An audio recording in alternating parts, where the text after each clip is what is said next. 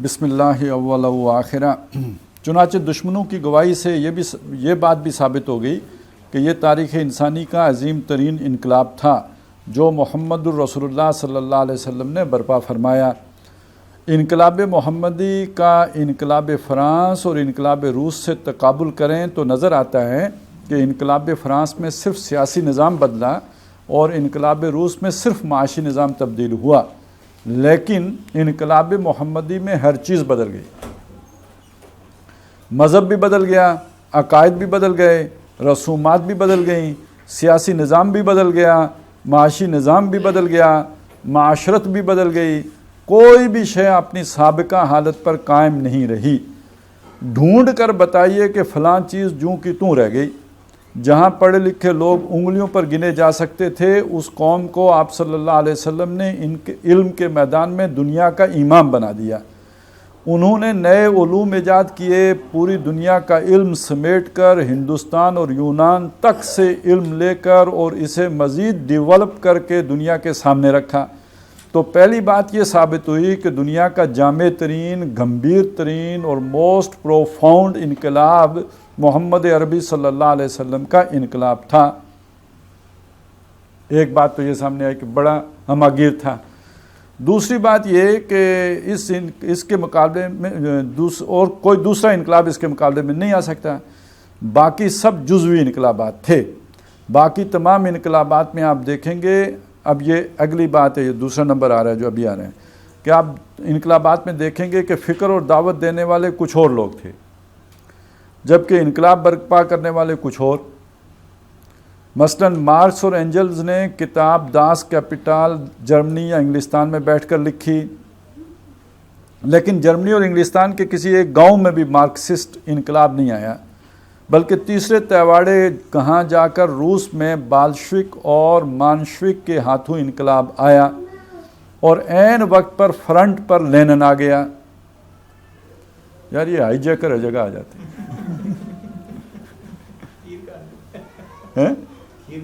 کھیر کھانے آ جاتے ہیں۔ کھیر کھانے سے وہ ایک شعر ہے نا کہ کھیر پکائی جتن سے چرخہ دیا جلا، آیا کتا کھا گیا ساری، تو بیٹھی ٹول بجا۔ جس نے محنت کی ہوتی ہے وہ کنارے لگ جاتے ہیں، اور بیچ میں کوئی بندہ آ جاتا ہے اور آ کے کھیر کھا لیتے ہیں۔ ٹھیک ہے، اور یہ ایران میں بھی ہوا ہے۔ یعنی جن لوگوں نے ابتداً انقلاب کی باتیں کی ہیں اور فکر پھیلایا ہے اور یعنی اس طرح والی محنتیں کی ہیں، وہ ڈاکٹر علی شریعتی اس کے متعلقین تھے، اور انقلاب لینے کے بعد جب وہ ساری صورتحال بنی تو آخری وقت میں کھیر کھانے خمیری صاحب آ کے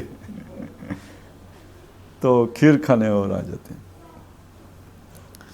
تو یہ لینن صاحب آ گئے۔ اچھا یہ پتہ ہے یہ پاکستان میں بھی دیکھیں نا تو لوگوں نے قربانیاں دیں، سب کچھ کیا، ملک بن گیا۔ کھیر وڈیروں نے، سرمایہ داروں نے، جاگیرداروں نے، انگریز کے جو نا وہ پروردہ جو سرکاری ملازم، تو انہوں نے کھیر کھائی۔ ٹھیک ہے نا، تو یہ پتہ ہے کیا یہ کیوں ہوتا ہے؟ یہ کھیر کسی نے عرب میں کھانے کی کوشش نہیں کی ہوگی، کی تھی۔ یہ جو جھوٹے نبی اٹھے تھے کائے کو اٹھے تھے؟ کھیر کھانے کو اٹھے تھے۔ یہی کھیر حضرت مسیح علیہ السلام کی سینٹ پال کھا گیا تھا۔ تو جب آپ نے پیچھے ٹیم چھوڑی ہو نا مضبوط، تو پھر وہ کھیر نہیں کھانے دیتی۔ یہ تنظیم کی اہمیت ہے، یہ ایک مضبوط جماعت کی ضرورت اور اہمیت کو واضح کرتا ہے۔ اگر ایک مضبوط آرگنائز جماعت نہیں ہوگی اور اوپر سے لے کے نیچے تک نہیں ہوگی، صرف ایک بندے کی محنت ہوگی اگر، اور وہ محنت بھی اس طرح بکھری ہوئی ہوگی، تو کھیر کھانے کوئی اور طاقتور آ جائے گا، پھر کھیر ان کو نصیب نہیں ہوگی۔ تو سارا جو مارکس کی یا اس کی اینجل کی محنت تھی، اور یہی انقلاب فرانس کے ساتھ بھی ہوا، اس کی کھیر بھی سرمایہ داروں نے کھائی ہے۔ اگر جمہوریت، ہاں جی جمہوریت، اے لو جمہوریت، تسی کنو جمہوریت، لیکن اس جمہوریت کے سر پہ خود سوار ہو گئے۔ یہی پاکستان کے ساتھ ہوا، یہی انقلاب روس کے ساتھ ہوا کہ کھیر کوئی اور کھا گیا۔ خیر چلیں، تو یعنی یہ بھی ایک فرق ہو گیا نا, یہ ڈاکٹر صاحب نے نہیں بیان کیا نا, یہ ہم نے نکال لیا ابھی, کہ نبی صلی اللہ علیہ وسلم کی محنت کی کھیر کسی اور نے نہیں کھائی, ان کی اپنی جو انہوں نے تیار کی تھی ٹیم, اس کے ذریعے سے وہ ادارے بنے. اچھا جی, تو کہیں ادھر جا کے آیا تو اس انقلاب کے برپا کرنے میں نہ مارکس کا کوئی حصہ ہے نہ اینجلز کا, تو فکر دینے والے اور تھے اور انقلاب برپا کرنے والے اور. اسی طرح والٹیر اور روسو جیسے بے شمار اصحاب قلم تھے جنہوں نے حریت, آزادی اور جمہوریت کا ایک فکر دیا تھا, لیکن وہ محض ڈیسک ورکر تھے. ڈیسک ورکر سمجھ لیں جیسے صحافی بیٹھ کے لکھتے رہتے ہیں, میدان میں آ کے کام کرنے والے نہیں ہوتے. کتابیں لکھ سکتے تھے, میدان میں آ کر قیادت نہیں کر سکتے تھے. لہذا فرانس میں انقلاب برپا کیا اوباش اور بدماش لوگوں نے. یہی وجہ ہے کہ انقلاب فرانس انتہائی خونی انقلاب تھا, اسے کنٹرول کرنے والا کوئی تھا ہی نہیں. وہی جماعت نہیں تھی, تنظیم نہیں تھی, لیڈرشپ نہیں تھی, تھا ہی نہیں. اور ہجوم یعنی موب جو چائے کر گزرے. اب آپ یہاں پہ یہ بات سمجھیں کہ جو ہمارے ملک میں کہتے ہیں نا انقلاب آئے اور بغیر جماعت کے آئے, وہ کیا چاہتے ہیں؟ موب یہ جو نا, یہ ایسا, یہ دیکھیں ایک اونٹ ہے نا, اونٹ, اس کے آگے ایک انسان کیا اہمیت رکھتا ہے؟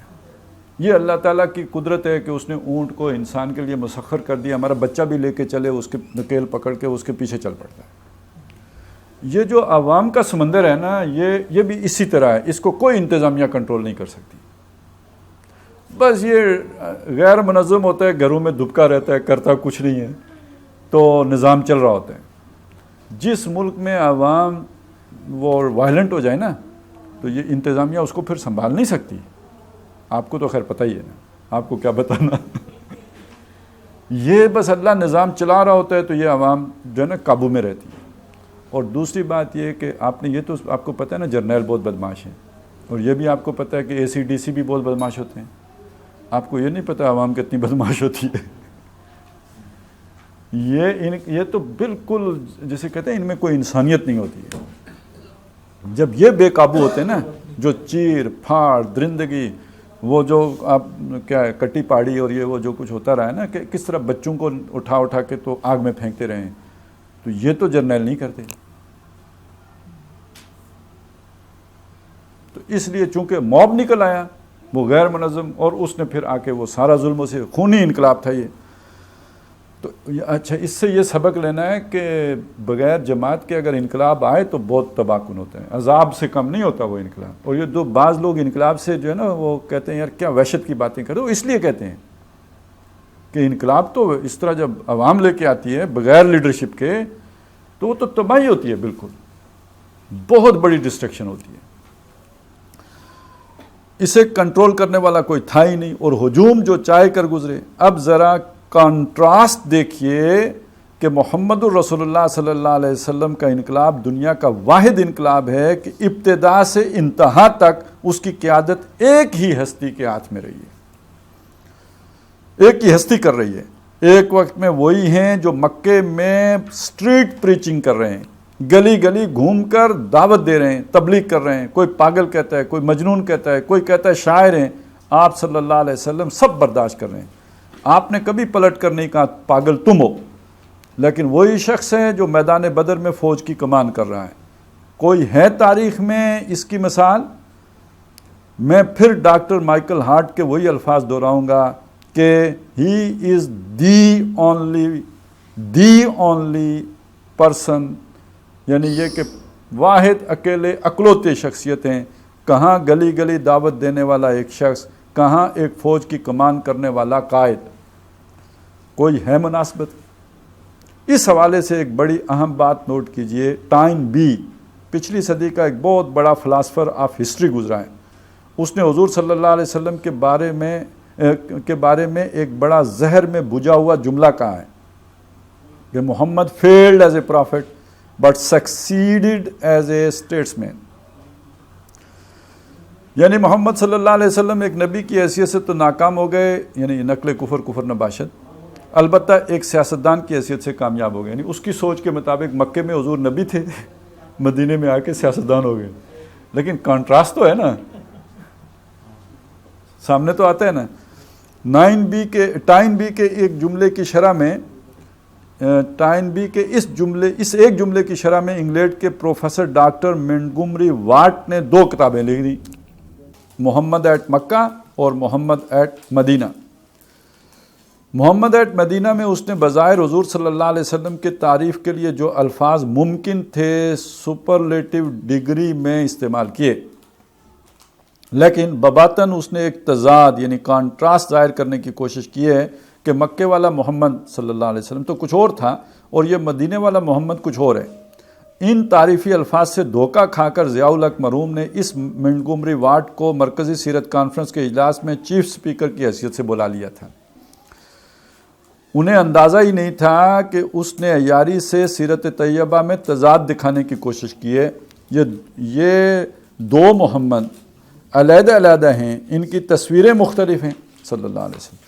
دراصل جب یہ لوگ حضور صلی اللہ علیہ وسلم کی مکے کی زندگی دیکھتے ہیں تو اگرچہ وہ آپ صلی اللہ علیہ وسلم کو نبی یا رسول نہیں مانتے، لیکن وہ یہ ضرور مانتے ہیں کہ آپ کی زندگی نبیوں سے کچھ مشابہ ہے۔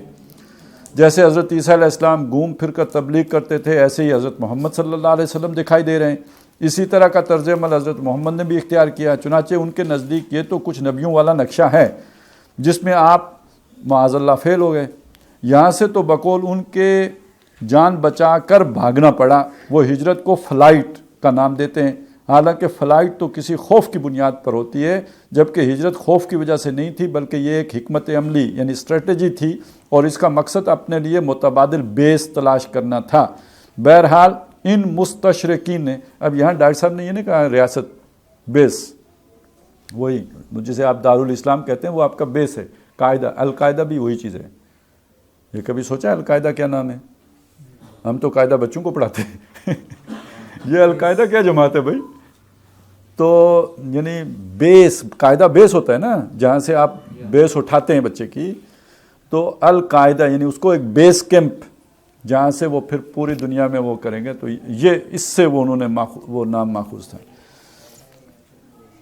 بہرحال ان مستشرقین کو مدینے میں مستشرقین یعنی جو مشرقی علوم اور خاص طور پہ مشرق میں پروان چڑھنے والے مذاہب اور ان میں بالخصوص اسلام کا جو مطالعہ کرتے ہیں وہ مغربی فلاسفر، تو مدینے میں فروکش ایک بالکل نئے محمد صلی اللہ علیہ وسلم نظر آ رہے ہیں جو بڑے مدبر سیاستدان ہیں، جو ایک ریاست کے حکمران ہیں۔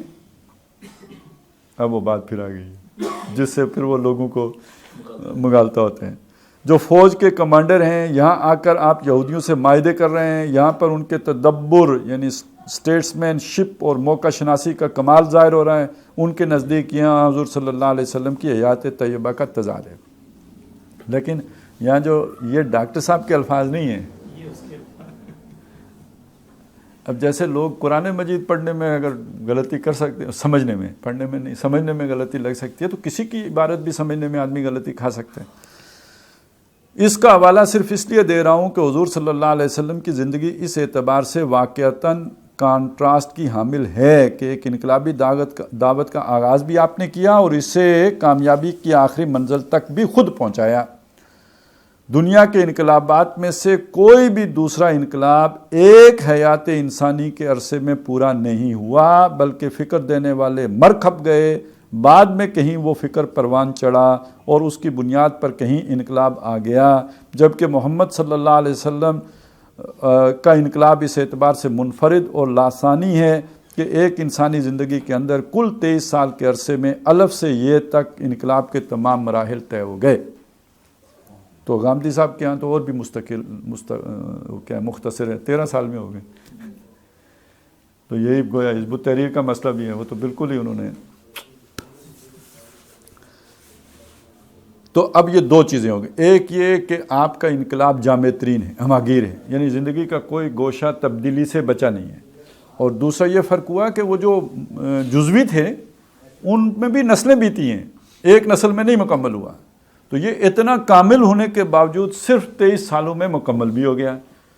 تو اب اس سے جو دلیل نکلتی ہے وہ کیا نکلتی ہے کہ جب بھی آپ کوئی کام شروع کرتے ہیں، کوئی پروجیکٹ نیا شروع کرتے ہیں، تو آپ دیکھتے ہیں کہ یہ پروجیکٹ اس سے پہلے کس نے کامیابی کے ساتھ پایہ تکمیل تک پہنچایا ہے، تو اس کو جس نے سب سے زیادہ کامیابی کے ساتھ اسے سر انجام دیا ہو اس کو ماڈل بناتے ہیں، پھر اس کے مطابق آپ اپنی ساری اسٹریٹجی بناتے ہیں.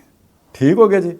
تو اب ایک بالکل عام انسان کے طور پر, مسلمان کی حیثیت کو چھوڑ دیں, ایک عام انسان کے طور پر فرض کریں گاندھی جی نے انقلاب لانا ہے اور وہ اپنے انقلاب کے ساتھ مخلص ہے, تو دنیا کی انقلابات کی تاریخ کے مطالعے کے بعد ماڈل کے طور پر اسے کس کو رہنما بنا کے تو اس سے اپنے انقلاب کے لیے اصول وضع کرنے چاہیے. کامن سینس کا تقاضا یہ ہے کہ جو دنیا کا کامیاب ترین انقلاب ہے, جامع ترین ہے, مختصر ترین وقت میں آیا ہے, اس سے اپنے لیے اسٹریٹجی جو ہے وہ اخذ کی جائے. تو یہ سارا بلڈ کیا ہے ڈاکٹر صاحب نے یہاں پہ. بہرحال میں جب یہ چونکہ یہ اس طرح نہیں پڑھتا رہا ہوں جس طرح مطلب صرف مقصد یہ ہو کہ نوٹس بنائے اور دوسرے کو سکھایا, سمجھا, کوشش کی ہے سمجھیں. تو ایک چیز میرے سامنے اور آئی ہے, وہ میں آپ کے سامنے رکھ دیتا ہوں. وہ چیز یہ ہے کہ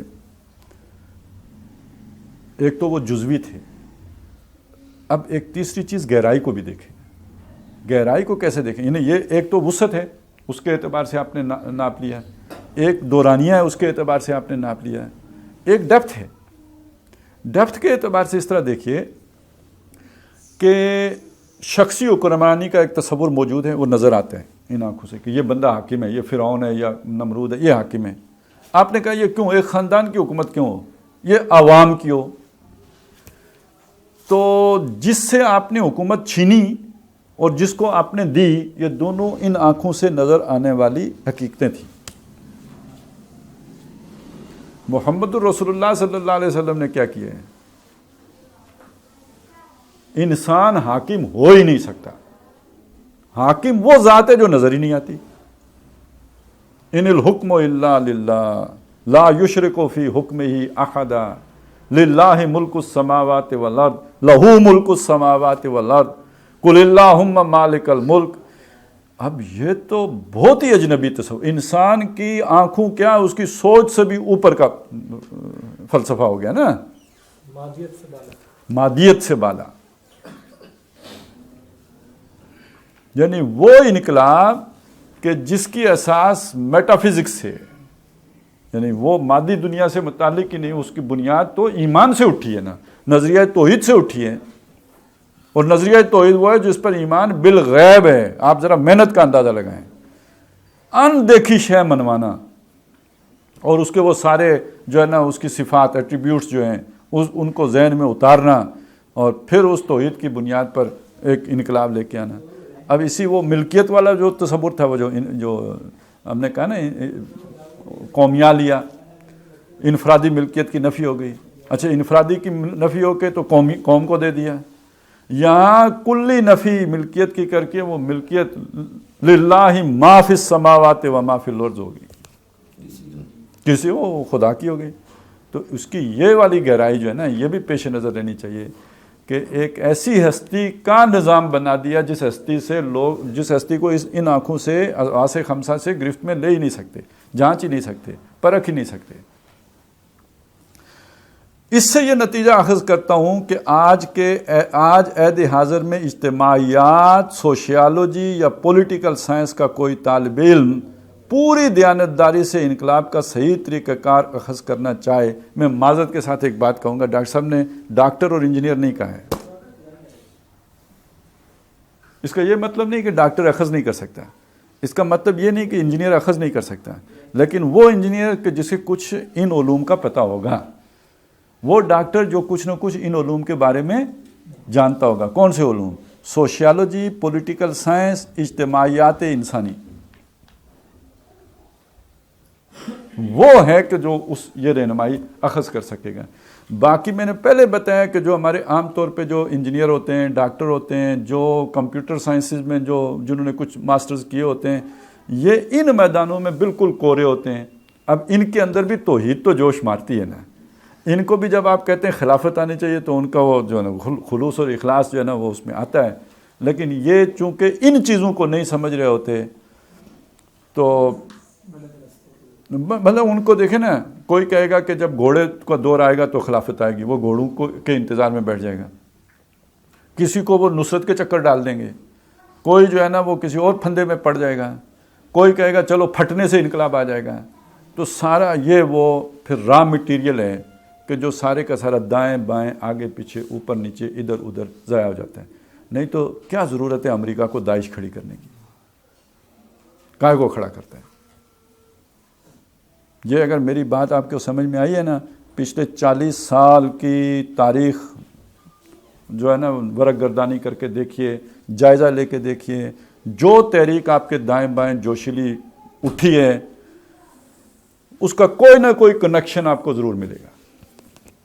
میں کسی کے خلوص و اخلاص کی نفی نہیں کر رہا، یہ سمجھ لیں.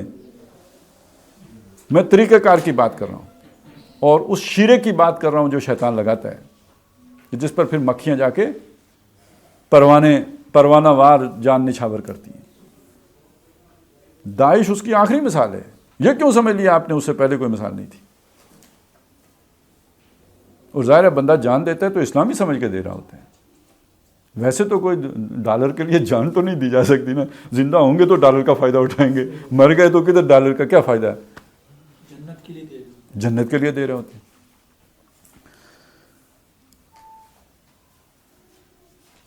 تو اس کے لیے جناب اجتماعیات، سوشیالوجی یا پولیٹیکل سائنس کا کوئی طالب علم پوری دیانتداری سے انقلاب کا صحیح طریقہ کار اخذ کرنا چاہے تو اسے صرف محمد رسول اللہ صلی اللہ علیہ وسلم کی سیرت طیبہ سے مکمل رہنمائی مل سکتی ہے. مارکس، اینجلز، لینن یا والٹیئر کی زندگیوں سے اس ضمن میں قطعاً کوئی رہنمائی حاصل نہیں ہو سکتی. اب یہ ایمان کی بنیاد پہ نہیں کہا ہے، یہ جو فیکٹس ہیں ان کی بنیاد پر یہ بات کریں. گویا طریقے انقلاب کے لیے اب دنیا کے دیکھا کا دنیا کے سامنے صرف ایک ہی منبع و سرچشمہ یعنی سورس ہے، اور وہ رسول اللہ صلی اللہ علیہ وسلم کی سیرت طیبہ ہے. چنانچہ میں انقلاب کے طریقہ کار پر جو کچھ عرض کر رہا ہوں اس کے لیے میرا سورس صرف سیرت محمدی ہے. میں اسلامی اصطلاحات دین، اسلام، ایمان، جہاد اور قتال استعمال کیے بغیر جدید اصطلاحات میں انقلاب کے مراحل آپ کے گوش گزار کرنا چاہتا ہوں. اس کی وجہ یہ ہے کہ ہمارے دور زوال کے دوران ان اصطلاحات کا مفہوم محدود اور مسخ یعنی لمیٹڈ اور پرورٹڈ ہو گیا ہے. یعنی اقامت دین، یعنی مولانا امین حسن اصلاحی صاحب نے اس حکومت الہیہ کے تصور کو اقامت دین کا نام دیا نا. تو اقامت دین کا لفظ قرآن مجید میں پہلے سے تھا یا نہیں تھا؟ ان اقیم الدین تھا. تو اس کے لوگ کیا تشریح کرتے ہوں گے آخر؟ سوچنے کی بات ہے نا. کبھی پڑھی ہے وہ تشریحات؟ اگر آپ نے کسی کو نماز سکھائی ہے نا تو آپ نے اقامت دین کا کام کیا. اگر آپ نے دین کی کوئی بات کسی کو سمجھائی ہے تو آپ نے اقامت دین کا کام کیا. تو انہوں نے مدرسے بھی اقامت دین کی اس میں جو ہے وہ بنائے. یہ اقامت دین ہو گئی. تو عبادت ایک زمانے میں ایک کتاب آئی تھی، پتہ نہیں بہت پہلے آئی ہوگی، میں نے وہ 88 کے لگ بھگ پڑھی تھی، فتنہ مودودیت ایک کتاب تھی. اس میں جو پہلا مودودی صاحب کا فتنہ بیان کیا گیا تھا وہ یہ تھا کہ انہوں نے تصور عبادت کو اسلاف کے تصور سے ہٹا کر پیش کیا. ٹھیک ہے. تو مودودی صاحب نے اس کو جو وہ کہا نا، اچھا وہ ساری قرآنی آیات ہیں جو انہوں نے جس سے وہ ثابت کیے ہیں کہ اطاعت کلی کرنا، اور پھر اطاعت جس کی ہوگی تو اسی کی عبادت ہوگی، تو وہ نفس کی ہوگی تو فلانی ہوگی، وہ جو سارا اتخذوا احبارهم ورهبانهم اربابا من، یہ سارا بیان کیا. تو بھائی آپ کے اسلاف کیا بیان کرتے رہے قرآن سے ہٹ کے؟ تو پتہ چلا کہ نماز، روزہ، حج، زکوٰۃ عبادت ہوتی ہے. باقی تو انہوں نے یعنی خامخواہ ایکسٹینڈ کر دیا. یہ تو اپنڈکس ہے جو مودودی صاحب نے ساتھ لگا دیے. تو اصطلاحات ساری قرآنی ہیں لیکن ان کے معنی کو محدود کر دیا گیا ہے. اور ڈاکٹر صاحب کہتے ہیں پرورٹ کر دیا گیا، یعنی بالکل ہی مسخ بھی کر دیا گیا. محدود کرنا تو چلیں، جو کچھ باقی بچا تھا وہ تو اپنی جگہ پہ صحیح تھا نا، وہ بھی خراب. ابھی جو بھائی بات کر رہے تھے کہ یہ جو آپ کے نمازی ہیں وہ یہ بھی کرتے ہیں تو وہ بھی کرتے ہیں، تو یہ دین کا تصور مسخ ہوا تھا نا. میں 5 نمازیں بھی پڑھوں گا، صبح جناب اشراق بھی پڑھوں گا، ادھر سے اشراق پڑھ کے اٹھ کے ناشتہ کر کے دکان پہ جا کے مرچی میں مٹی ملاؤں گا. ٹھیک ہے نا. یا دن کو شام تک اور گناہ کیے، ملاوٹیں کی، جھوٹ بولے، اگلے دن اشراق پڑھ کے سارے پھر صاف کرائے. پچھلے گناہ سارے معاف ہو جاتے ہیں نا. آپ فجر پڑھ کے بیٹھیں اور کوئی دنیا کا کام نہ کریں، ذکر و اذکار کریں، اس کے بعد جب سورج نکلے تو 2 نفل پڑھ کے گھر چلے جائیں تو پچھلے گناہ معاف. باقی رمضان میں معاف ہو جاتے ہیں. ما قدم وما وہ جو ہے وہ ادھر من ذنبہ وما تاخر وہ سارے ادھر معاف ہو گئے. پھر اگر کوئی اور بھی بہت بلڈ ہو گئے ہیں, پائل اپ ہو گئے ہیں, کوئی ابھی نہیں تو عمرہ کرنے چلے جائیں. یہ پرورژن ہے, سمجھ آئے نا, یعنی اسے مسخ کر دینا, برباد کر دینا. اسی لیے تو امت کا یہ حال ہو گیا. تو وہ لمیٹڈ بھی ہیں, پرورٹڈ بھی ہو گیا ہے. اور ہم جب بھی کوئی اصطلاح استعمال کرتے ہیں تو اس کا وہی مسخ شدہ تصور ذہن میں آتا ہے. اب یہاں پہ یہ سمجھ لیجئے کہ یہ جو لوگ کہتے تھے نا کہ ڈاکٹر صاحب اور مودودی صاحب ان لوگوں نے پرویز کا اسلوب اختیار کیا ہے, تو پرویز کا اسلوب کوئی پرویز کی اتباع میں نہیں اختیار کیا گیا, یہ اس مجبوری کے تحت اختیار کیا ہے. ایک تو زمانے کا ایڈیم بدل گیا ہے. اب آپ کی تقریر اسی لیے کوئی سننے نہیں آتا کہ آپ روایتی اسلوب میں بات کرتے ہو. اب اسلوب دنیا کا بدل گیا ہے, معاشرہ اور ہو گیا ہے. تو ابلاغ اگر کرنا ہے تو لوگوں کی ذہنی سطح کے قریب آ کے بات کرنی پڑے گی. اسی لیے اللہ نبی لوگوں کی زبان میں بھیجتا رہا ہے. تو اس ایڈیم سے تو آپ نہیں فرار اختیار کر سکتے, اس اسلوب سے فرار نہیں اختیار کر سکتے. ایک تو وجہ یہ. دوسری وجہ یہ ہے کہ آپ نے ہر تصور کو اتنا بگاڑ دیا ہے کہ وہ لفظ اگر ہم بولیں گے تو وہ جو غلط تصورات ہیں وہ خواہ مخواہ لوگوں کے ذہنوں میں آ جائیں گے, پرورٹڈ تصورات. تو ہم اصطلاحات ہی نہیں لے کے آ رہے ہیں. یہ بات میں نے سمجھائی تھی یہ جو ہمارے پاشا لوگ ہیں, میں نے ان سے جب انہوں نے ایک میٹنگ میں یہ بات کہی نا کہ مودودی صاحب کا اور ڈاکٹر صاحب کا یہ جو اسلوب تھا یہ پرویز سے ملتا ہے, تو میں نے انہیں کہا یار بات سمجھو. انہوں نے جماعت بنائی, جماعت ابوالکلام نے بھی بنائی, مودودی صاحب نے بھی بنائی, مقصد بھی رکھا حکومت الہیہ کا قیام. تو مودودی صاحب کو اور ابوالکلام آزاد کو خلافت کا نہیں پتہ تھا. انہوں نے کیوں نہیں کہا کہ ہم خلافت کے لیے جماعت بنا رہے ہیں؟ تو مسئلہ یہ ہے کہ خلافت کا لفظ بولنے سے اب ابو بکر اور عمر اور عثمان اور علی رضی اللہ تعالیٰ عنہم ذہنوں میں نہیں آتے, عباسی اور اموی اور عثمانی ذہن میں آتے ہیں. تو ان کے ساتھ جو کچھ خرافات کہیں یا جو ان کے نیک اعمال ہیں ٹھیک ہے نا, اب وہ ان کو پہلے دھوئیں تو اس کے لیے علیحدہ جلدیں لکھنی پڑیں گی کہ بادشاہ سلامت نے یہ حرکت کیوں کی تھی, اس نے زن کے ساتھ اگر لکھا. تو بھئی اس چکر سے جان چھڑانے کے لیے ہم وہ ایک نئی اصطلاح وضع کرتے ہیں جس کے معنی مفہوم بھی ہم خود بیان کریں گے. وہ ایک نئی شے ہوگی, اسے ایجوکیٹ کرنا آسان ہے. پرانی اصطلاح اس لیے چھوڑی تھی, نہیں تو پتہ تو ان کو بھی تھا. تو نئی اصطلاحات اس وجہ سے لے کے آنی پڑتی ہیں. لیکن اس کا یہ مطلب نہیں ہوتا کہ انہی اصطلاحات پر تکیہ کر لیا جائے. ایک دفعہ جب بات سمجھ میں آ جائے تو جو اصل اصطلاحات ہیں ان کا پورا مفہوم بھی واضح کرنا پڑتا ہے. آخر مودودی صاحب کو کیا ضرورت پیش آئی تھی کہ انہوں نے قرآن مجید کی 4 بنیادی اصطلاحات پر مبنی ایک کتاب لکھ دی؟ اسی لیے لکھ دی تاکہ ان اصطلاحات میں جو پرورژن آ گئی ہے اس کو ختم کر کے تو پورا اس کا مفہوم مدلل انداز میں پیش ہو جائے, تاکہ قرآن پڑھنے والے کو ان اصطلاحات کے ذریعے سے فائدہ مل جائے.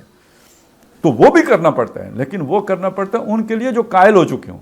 جب آپ نے پہلی دفعہ بات سمجھانی ہو تو لوگوں کی ذہنی سطح کے قریب جا کے بات سمجھانی پڑتی ہے, نہ کہ اپنے جو آپ کی وہ روایت ہے اس کے شوق میں کسی کو نہیں سمجھ آتی تو بے شک نہ آئے. آپ نے تو آخر میں کہنا ہے وما علینا الا البلاغ.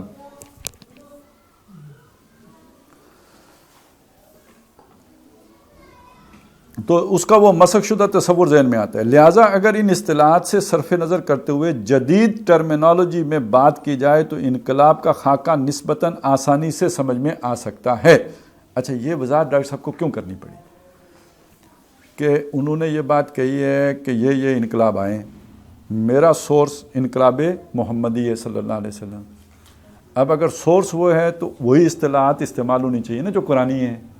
تو وہ سمجھا یہ رہے ہیں کہ میں اصطلاحات مختلف استعمال کروں گا, لیکن اس سے یہ نہ سمجھنا کہ میرا سورس وہ نہیں ہے, میں نے کوئی جدید اس سے جو ہے نا وہ مطالعے سے یہ انقلاب کا وہ اخذ کیا ہے. اخذ میں نے وہیں سے کیا ہے, سمجھانے کے لیے جدید اصطلاحات استعمال کر رہا ہوں. یہ پتہ نہیں آپ کو اس کا ہوگا اندازہ, اگر وہ آدمی جسے جو سمجھانے سے متعلق ہو, خواہ اپنے ہی بچوں کو سمجھا لیتا ہوں تو اسے اس چیز کا تجربہ ہوتا ہے کہ خود اسے بات کسی اور طریقے سے سمجھ میں آئی ہوتی ہے.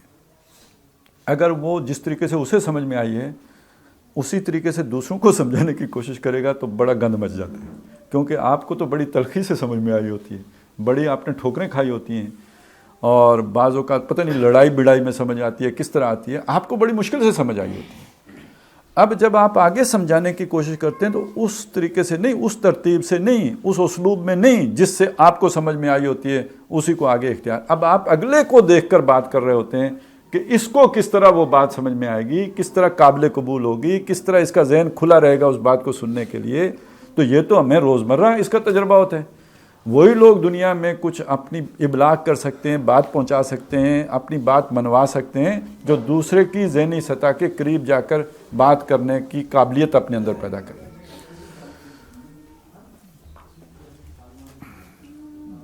اب جس طرح نیوٹن صاحب کو سمجھ میں آیا تھا, وہ کس کو آئی تھی کشش ثقل؟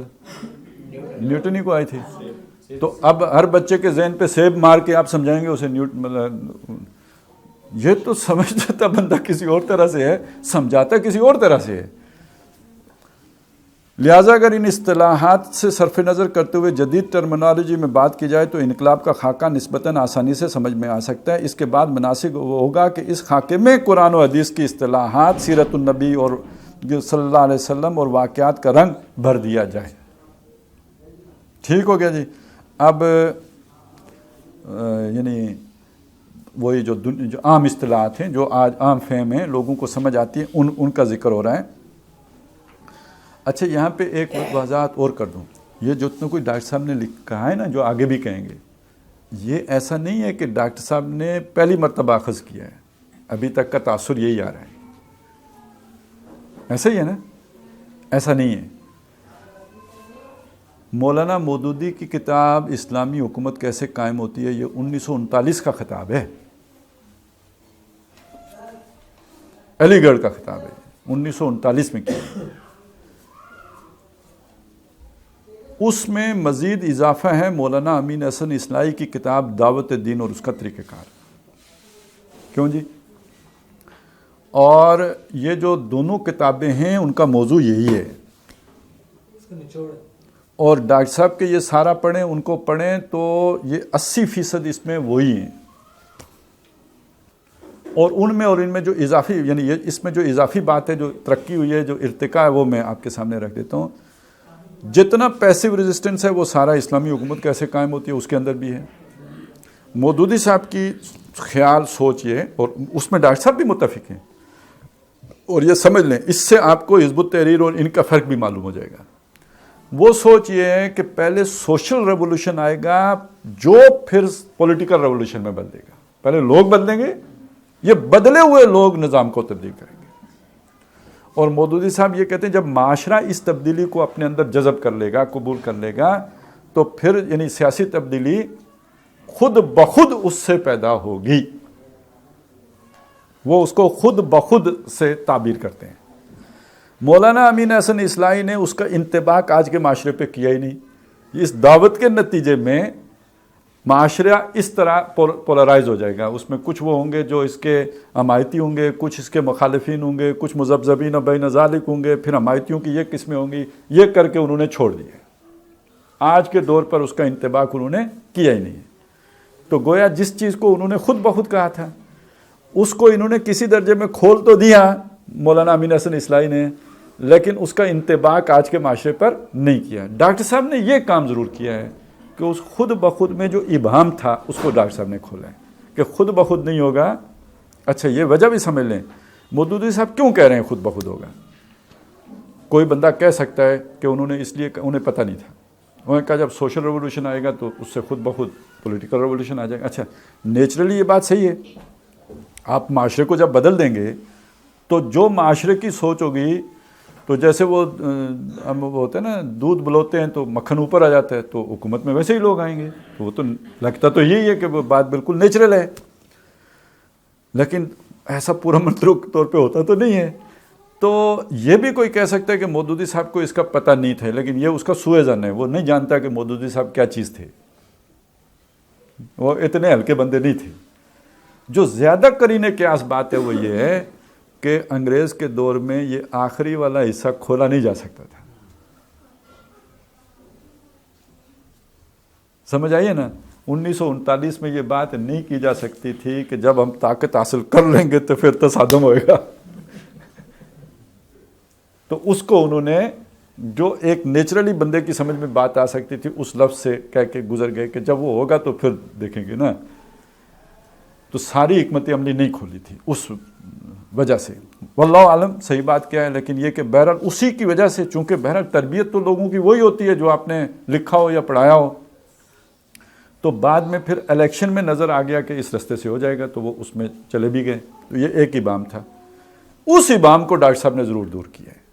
باقی یہ ساری باتیں وہ ہیں, ٹھیک ہے ڈاکٹر صاحب نے بڑے اچھے انداز میں, بڑے سائنٹیفک انداز میں ان باتوں کو عام فہم انداز, ہم جیسے لوگوں کی سمجھ میں آنے والے انداز میں بیان کر دیا ہے, لیکن اصل کنٹریبیوشن جو ڈاکٹر صاحب کا ہے وہ خود بخود والے ابہام کو کھولنے کا کنٹریبیوشن ہے. باقی اچھا یہ میں نے کیوں بیان کیا, ایک تو یہ کہ ہمیں معلوم ہو کہ ہم کس سفر کا حصہ ہیں, معلوم ہو یہ کوئی نئی بدعت نہیں ہے, نئی چیز نہیں ہے, یہ کوئی ڈاکٹر صاحب پر ہی نہیں وہ آشکارا ہوئی.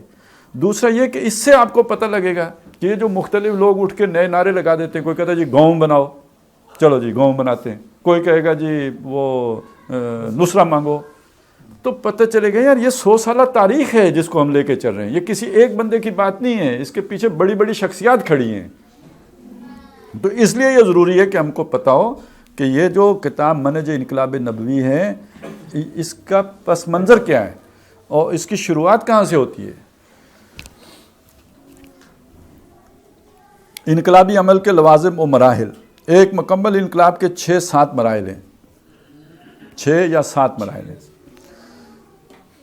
یہ اس کا یہ مطلب نہیں کہ وہ یہ نہیں جانتے کہ 6 ہیں یا 7 ہیں, بلکہ یہ ہے کہ یعنی 6 میں وہ ایک حد تک مکمل ہوتے ہیں, اور 7ویں مرحلہ بھی اس کو آپ اسی انقلاب کے مراحل میں ہی شامل کر سکتے ہیں, یا اس کو انقلاب کے مراحل میں آپ شامل نہ کریں. وہ جیسے ہوتا ہے نا کہ بسم اللہ شریف سورت کا حصہ ہے یا نہیں ہے, تو یہ 7واں مرحلہ کے ساتھ یا اس لیے لکھا گیا ہے, یعنی کہ یہ وہ 7ویں کو بعض اگر کوئی ہو سکتا ہے اختلاف کرے کہ وہ اسے انقلاب کا مرحلہ نہ سمجھے, انقلاب تو اس سے پہلے مکمل ہو چکا ہے, 6 پہ ہی مکمل ہو جاتے ہیں. انقلابی پہلی شے ہے انقلابی نظریہ. ہر انقلاب کی پہلی ضرورت ایک ایسا انقلابی نظریہ اور انقلابی فلسفہ ہوتی ہے جو پہلے سے موجود پولیٹیکو سوشو اکنامک سسٹم کی جڑوں پر تیشہ بن کر گرے. اچھا جی, گویا انقلاب کا بیج جو ہے انقلابی نظریہ ہوتا ہے, اور انقلابی نظریہ وہ ہوتا ہے, ایک نظریہ میرا ہے وہ ضروری نہیں انقلابی ہو, بلکہ وہ نظریہ انقلابی ہوگا جو اجتماعی گوشوں میں سے جو ایگزسٹنگ سسٹم ہے, جو اس وقت نظام ہے, اس نظام کے اوپر تیشہ بن کے گرتا ہے. یعنی اس کی دعوت ہی ایسا ہے, اس کا پوٹینشیل ایسا ہے کہ اگر یہ والی بات ہو گئی تو اس کی جڑ کٹ جائے گی, تب وہ انقلابی نظریہ ہوگا, وگرنہ وہ انقلابی نظریہ کہلا ہی نہیں سکتا. اور جب تک اس کے اندر ایسی کاٹ موجود نہ ہو کہ یہ موجودہ سیاسی نظام کو کاٹتا ہو, معاشی نظام کو کاٹتا ہو, سماجی نظام کو کاٹتا ہو, اس وقت تک وہ انقلابی نظریہ نہیں, محض سرمن ہے. سرمن واس. دوسرے یہ کہ نیا ہے تو معاملہ آسان ہے, جیسے والٹر روسو کا نیا تھا نا, اس کا مارکس کا نیا تھا نا, لیکن آج اگر ہم کریں گے اسلامی انقلاب تو نظریہ نیا ہے, تو 1400 سال پرانا ہے.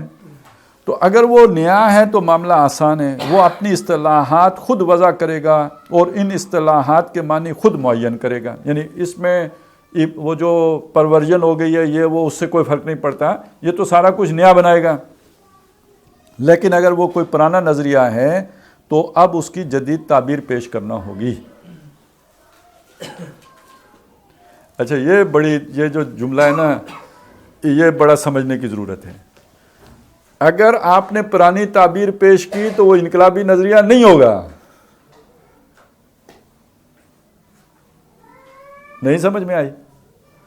نظریہ اگر پرانا ہے, آپ نے پرانی تعبیر ہی پیش کی تو وہ انقلابی نظریہ کیوں نہیں ہوگا بھائی؟ کیونکہ وہ پہلے سے مسخ کیا ہوا ہے نا اسی تعبیر کو, اسی الفاظ کو. ایک وجہ یہ ہے، ٹھیک ہے، وہ تو مسخ ہو گئے، ایک وجہ یہ بالکل ٹھیک ہے. آپ تو سارے نظاموں کو برا سمجھتے ہوئے جو ایک نیا نظام پیش کرنا چاہ رہے ہیں. سر وہ اگر پرانا ہے، ٹھیک ہے، تو پھر تبدیل کیا ہوگا؟ پرانا ہی لے کے آنا ہے تو تبدیلی کیا ہوئی ہے؟ تو نیا ہونا چاہیے. تو جب تک آپ تعبیر اس کی نئی نہیں کریں گے تو وہ نیا تو ہو نہیں سکتا. پرانا قابل قبول نہیں ہے، اپلیکیبل نہیں ہے. وہ اب پرانا نہیں، یعنی اپلیکیبل ہونا ایک علیحدہ بات ہے. ہو سکتا ہے، ہو بعض صورتوں میں ہو سکتا ہے، فرض کریں گھوڑے واپس آ جائیں تو ہو جائے گا.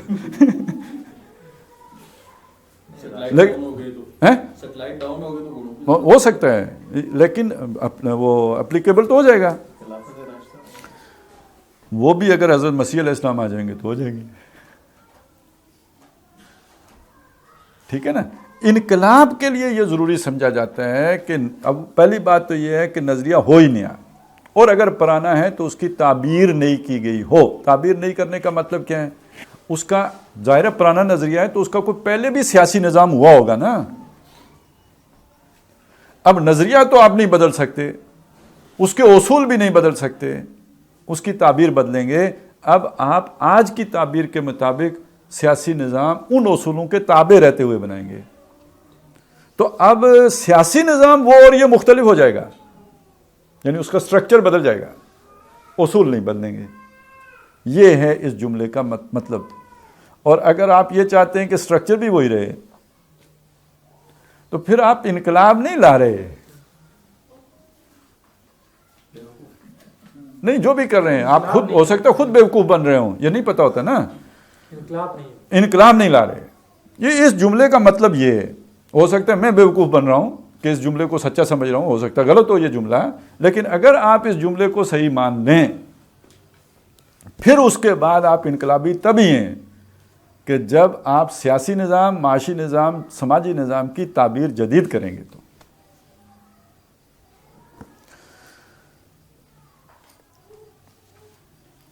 اور اس کی وضاحت دور حاضر کی جدید اصطلاحات کے مطابق وقت کی علمی سطح پر کرنا ہوگی. اب یہ وقت کی علمی سطح پر کیوں کرنا ہوگی کہ اصل میں وہ جو انٹلیکچوئل مائنورٹی والا تصور ہے نا، جب تک وہ نہیں، یعنی ایک سوچ یہ ہے معاشرے کی، آدمی کی پرسپشن یہ ہے معاشرے کے بارے میں کہ معاشرے میں ٹرینڈ سیٹ انٹلیکچوئل مائنورٹی کرتی ہے، معاشرہ اسی رخ پہ چلتا ہے. جب تک اس انٹلیکچوئل مائنورٹی کو ہٹ نہیں کیا جائے گا، اس کو پوزیس نہیں کیا جائے گا، ان کو متاثر نہیں، اس سطح کی بات نہیں کی جائے گی، آپ معاشرے میں تبدیلی کے عمل کا آغاز نہیں کر سکتے. ایک سوچ یہ ہے کہ نہیں، کون ہوتا ہے، دماغ کا کیا کام ہے. جس کی لاٹھی ہوتی ہے بھینس اس کی ہوتی ہے. تو لاٹھی جرنیل صاحب کے ہاتھ میں ہے، جرنیل سے نصرہ مانگو. باقی یہ ان کھکھیڑوں میں پڑھنے کی کیا ضرورت ہے؟ نیا علم کلام، تجدید اصطلاحات تو قدیم فلسفے تھے، اتنے چکروں میں پڑھنے کی کیا ضرورت ہے؟ قرآن و سنت، الیوم اکملت لکم دینکم واتممت علیکم نعمتی ورضیت لکم الاسلام دینا، کامل ہے. دین کامل ہو گیا، محمد رسول اللہ پہ کامل ہو گیا. اب ہم نے نیا تکلف کیا کرنا ہے؟ ادھر سے اٹھانا ہے، ادھر لگانا ہے. طاقت چاہیے بس اس کے لیے. تو وہ جس کے ہاتھ میں لاٹھی ہے اس کی طاقت لے کے کر لیتے ہیں. لاٹھی والا جس دن ہمیں لاٹھی پکڑائے گا اسی دن ہم کر لیں گے. یہاں سے نصرت کا تصور نکلتا ہے. لیکن اگر آپ یہ سمجھتے ہیں کہ معاشرے کی بناوٹ ایسی ہوتی ہے کہ خود جرنیل صاحب بھی اسی ٹرینڈ کو فالو کر رہے ہوتے ہیں کہ جو معاشرے میں جاری و ساری ہو اس سے وہ دائیں بائیں نہیں ہو سکتے، بلکہ وہ تو بڑے مجبور آدمی عام طور پہ سمجھے جاتے ہیں، وہ بیگم سے دائیں بائیں نہیں ہو سکتے. تو وہ دیکھا نہیں کرنیل صاحب کی بیوی کو سمجھ ایک طریقے کا کمفرٹ زون ہی ہے. تو اس سے سمجھ لیجئے کہ معاشرت چینج ہوتا ہے انٹلیکچوئل مائنورٹی کو تبدیل کرنے سے، جنرل صاحب کو بدلنے سے نہیں معاشرہ بدلتا. تو جب تک ان کی سطح پہ آ کے بات نہیں کریں گے کہ ان کو لگے کہ جو بات یہ کہہ رہے ہیں اس میں میرے مسئلے کا حل ہے. اب آپ دیکھیں اعتزاز احسن بھی یہ کہتے ہیں نا، ریاست ماں جیسی ہونی چاہیے. ٹھیک ہے، یہ جو جتنے جن کو آپ کہتے ہیں نا کافر، بدماش، اینکر، ان کی بھی باتیں سنیں تو ان کے اندر سے بھی یہ بات تو نکلے گی نا، عدل ہونا چاہیے، انصاف ہونا چاہیے، یہ ہونا چاہیے، وہ ہونا، یہ سب کے اندر کو ایک شے ہے نا. تو پاگل ہوگا وہ دائی کہ جو قدر مشترک نہ تلاش کرے. تو میں اگر بات کروں داڑھی کی تو میرا اور اس کا پھڈا. میں بات کروں جو بھی عام طور پہ ہم باتیں کرتے ہیں تو اس سے تو ہو جاتا ہے پھڈا. جو شے مشترکہ ہے وہ کیا ہے؟ عدل اجتماعی کا قیام. تو میرے اسلام میں اگر عدل اجتماعی کا کوئی تصور ہے اور مجھ میں کوئی عقل نام کی شے ہے تو جو سب سے پہلے مجھے پیش کرنی چاہیے وہ کیا ہے؟ ابھی جو بھائی بات کر رہے تھے میں نے ان سے یہی کہا تھا نا کہ لوگ تو آپ کے پیچھے آنے کے لیے تیار ہیں, آپ وہ بات ہی نہیں کر رہے جو ہم, یعنی ہم نہیں کر رہے نا, دیندار نہیں کر رہے. تو سب سے بڑی تو رکاوٹ ہم خود بنے بیٹھے ہیں, یعنی پورے معاشرے میں پیاس موجود ہے. اچھا اوپر سے جو ہم بات کرتے ہیں وہ ایسی مبہم بات کرتے ہیں کہ لوگوں کو وہ حل نہیں لگتا.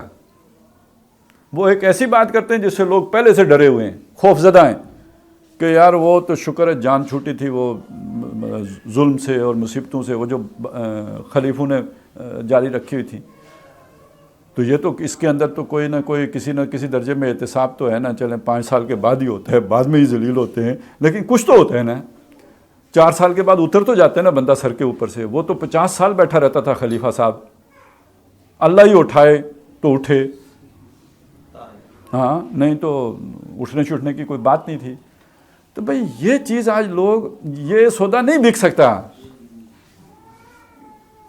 آپ کو آج کی ذہنی سطح اور جو لوگ جن چیزوں سے ڈرے ہوئے ہیں ان سے بچا کے عدل سب چاہتے ہیں, اجتماعی انصاف سب چاہتے ہیں, روٹی کپڑا مکان فلاحی ریاست سب چاہتے ہیں, وہ آپ دے سکتے ہیں. لیکن آج کی ضرورتوں کو سامنے رکھتے ہوئے قابل عمل حل بنا کر پیش کریں. تو آپ کو مدرسوں سے سپورٹ ملے نہ ملے, آپ کو دیندار مدد دیں یا نہ دیں, یہ جن کو آپ کہتے ہو نا کافر ہیں اور جو مسلمان ہی نہیں ہیں اور اسلام دشمن ہیں, یہ سارے دینے کے لیے تیار ہو جائیں گے. اور یہ وہ لوگ ہیں کہ جن کے اندر پوٹینشل بھی ہے, جو صلاحیت بھی رکھتے ہیں, جو قابل بھی ہیں, اسی لیے تو ادھر بیٹھے ہوئے نا کسی جگہ پہ.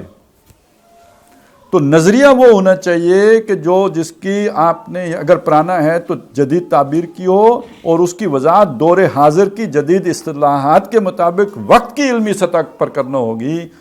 پھر اس نظریے کو پھیلایا جائے. یہ جو مودودی صاحب کی کتاب ہے اسلامی ریاست, آپ اقامت دین کر کے جوش تو پیدا کر سکتے ہیں, لیکن وہ کنوکشن جو ایک بندے کو درکار ہے وہ اسلامی ریاست پڑھ کر اس کے اندر پیدا ہوگی کہ یس یار یہ قابل عمل ہے, یہ ہو سکتا ہے. یہ بس میں فرض ہی نہیں ہے کہ بھائی میں نے احساس فرض کے تحت لگے رہنا ہے. یہ ایک پریکٹیکل شے ہے جو واقعتاً ہو سکتی ہے,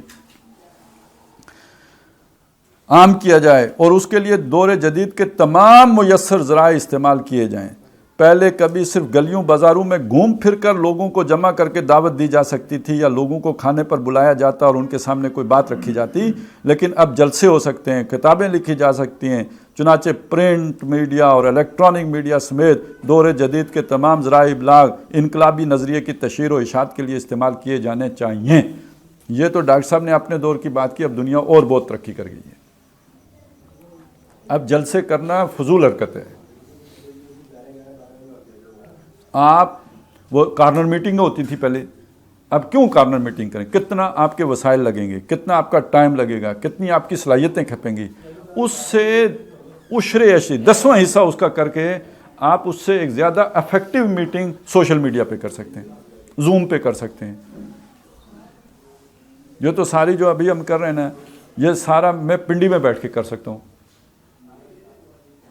یہ اب اللہ تعالیٰ نے سلیمان علیہ السلام کے دور کے جنات ہمارے قبضے میں دے دیے.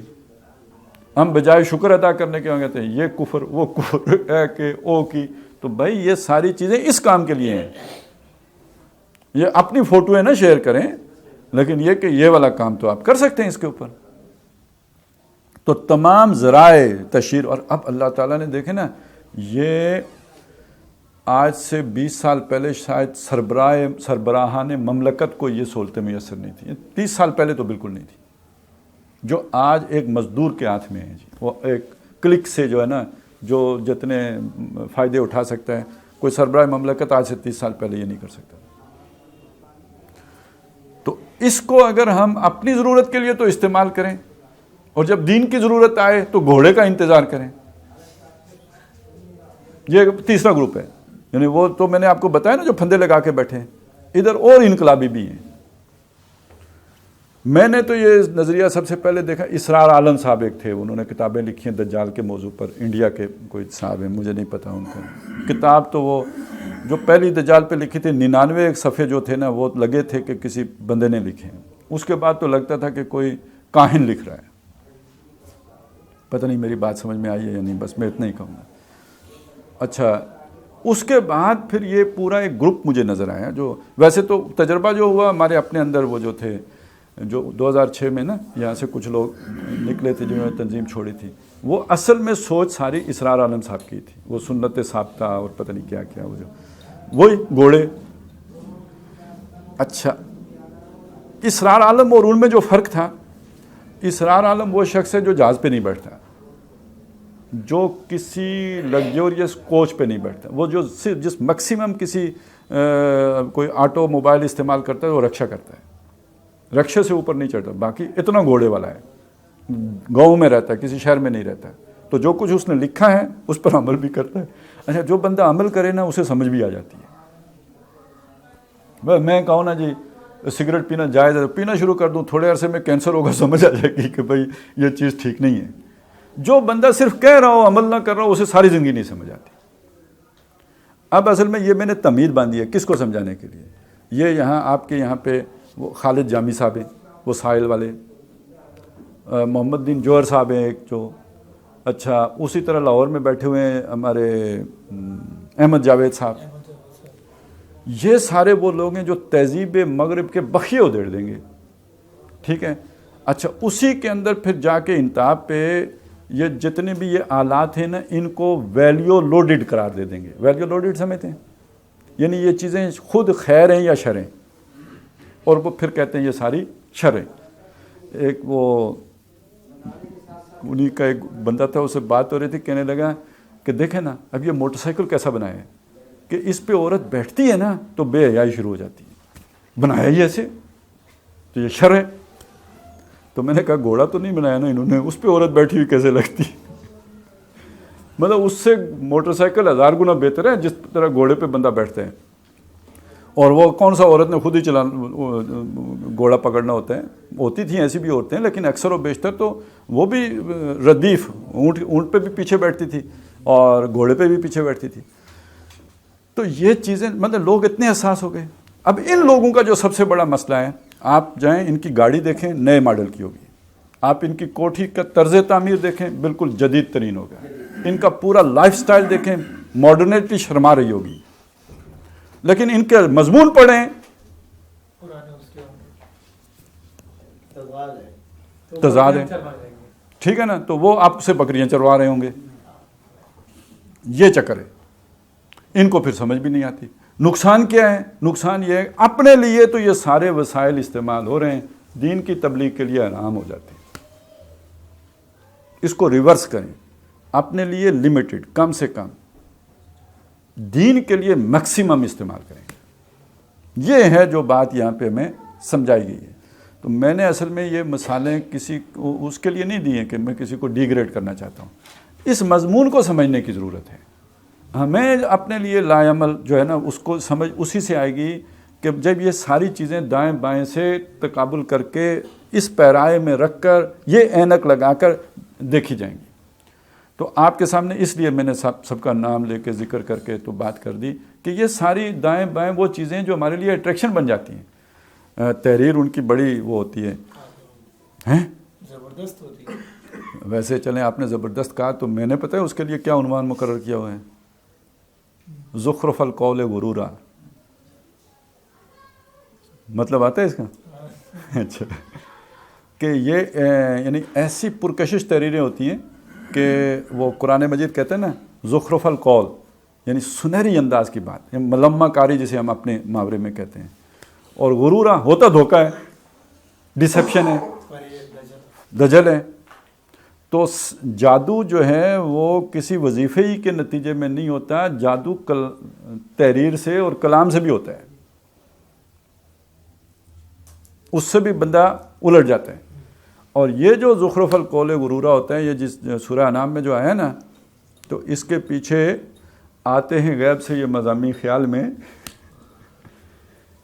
ان الشیاطین لیوخون الی اولیاءہم لیجادلوکم. آگے جا کے اس رکوع میں آخر میں یہ آتے ہیں، کنکلوڈ اس پہ ہوتے ہیں. شروع میں یہ ہے وَكَذَلِكَ جَعَلْنَا لِكُلِّ نَبِيٍّ عَدُوًّا شَيَاطِينَ الْجِنِّ وَالْإِنسِ يُوحِي بَعْضُهُمْ إِلَىٰ بَعْضٍ زُخْرُفَ الْقَوْلِ غُرُورًا. تو یہ اتنی جو ہے نا وہ پرتکلف اور پرتکلف انداز گفتگو اور ایسے الفاظ موٹے موٹے اور یہ سب کچھ، تو یہ اصل میں اس میں ابلاغ اتنا نہیں ہے، ہو بھی نہیں سکتا جتنی کہ اس میں جو ہے نا بات کی جلیبی بنا دینا ہے. اور آپ کو کبھی بھی کوئی دو ٹوک بات نہیں ملے گی، پورے مضامین پڑھ جائیں چسکا نہیں جائے گا، ہر سطر میں چسکا موجود ہوگا، اینڈ پہ جا کے رزلٹ کوئی بھی نہیں ہوگا. تو یہی تو وہ شے ہے کہ آپ نے فی خوضہم یلعبون، یہ بالوں کی کھالیں نکالنا یا باتوں کی وہ میں جو ہے نا وہ تانے بانے بنتے رہنا، یہی ہے. یہ علم نافع تو نہیں ہوا پھر. تو وہ سمجھ لیجئے کہ اصل بات یہ نہیں ہے کہ آپ کو مغرب کی کتنے جناب فہم حاصل ہو گیا ہے اور اہل مغرب کا گمراہیاں کتنی آپ پر آشکارا ہو گئی ہیں. مسئلہ یہ ہے کہ اس سے نکل کے آپ نے کشید کر کے لا عمل کیا لایا ہے. وہ جو یہ ہے کہ مغرب کی یہ جو چیزیں ہیں، ڈاکٹر صاحب کا موقف بالکل کلیئر ہے. ڈاکٹر صاحب کا موقف یہ ہے کہ یہ تمام چیزیں جو ہیں، جو آلات ہیں، یہ آلات فی نفس ہی نہ خیر ہیں نہ شر ہیں. ان کا استعمال ہے جو انہیں خیر یا شر بنا دیتا ہے. اس کو قیاس کر لیجئے اپنی زبان پر، اپنی آنکھ پر، اپنے ہاتھ پہ، اپنے پاؤں پر. یہ اللہ نے بنائے نا، یہ تو مغرب نے نہیں بنائے نا. تو کتنے لوگ ہیں اپنے زبان کے غلط استعمال کی وجہ سے دوزخ میں چلے جائیں گے؟ کتنے لوگ ہیں جو آنکھ کی خیانت کی وجہ سے پکڑے جائیں گے؟ کتنے لوگ ہیں جو اپنے ہاتھوں کے کیے بما کسبت ایدی الناس، اور کتنے ہیں جو اپنے پاؤں کی غلط کاریوں کی وجہ سے پھنس جائیں گے؟ یہ تو مغرب نے نہیں بنایا نا. تو ہم کیا کہیں گے؟ پاؤں اللہ نے شر بنائے ہیں، زبان اللہ نے شر بنائی ہے؟ نہیں، یہی پاؤں ہیں جو جہاد میں جاتے ہیں تو ان کے پر پڑنے والی گرد جو ہے وہ اس کا کیا مقام بنتا ہے. یہی ہاتھ ہیں جو اللہ کی راہ میں استعمال ہوتے ہیں تو ان کا کوئی اور مقام ہوتا ہے. یہی آنکھیں جو اللہ کے خوف سے بہتی ہیں.